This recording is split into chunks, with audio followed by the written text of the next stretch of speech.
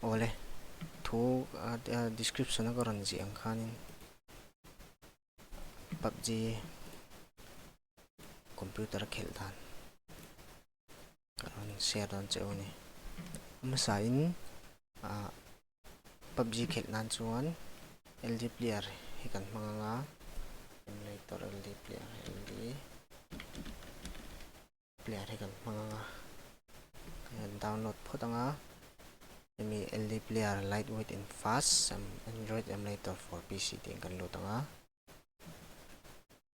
chuan emi download LD player te hian trang hikan download don ani chuan download sa kanai wangin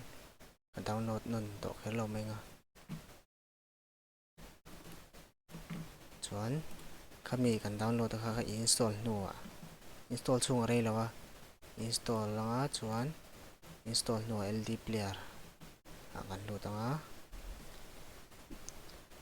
hemi LD player kan lu hian ting lai loading hi rei lo te nga ve nga ya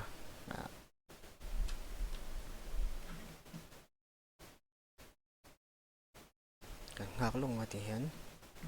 kal zung zunga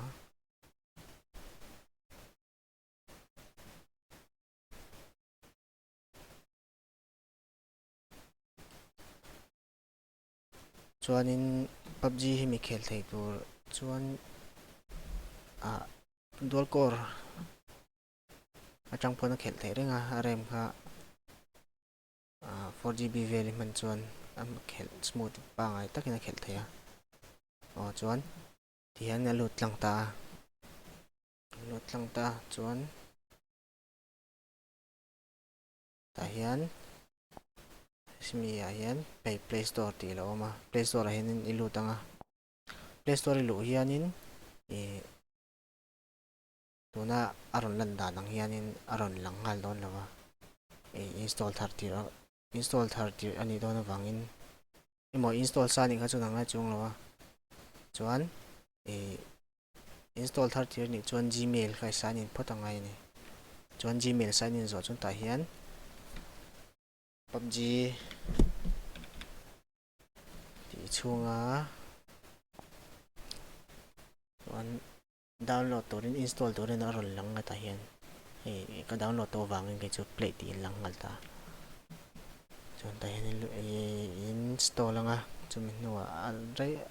re download ni lo alin lo wangin ti jong kha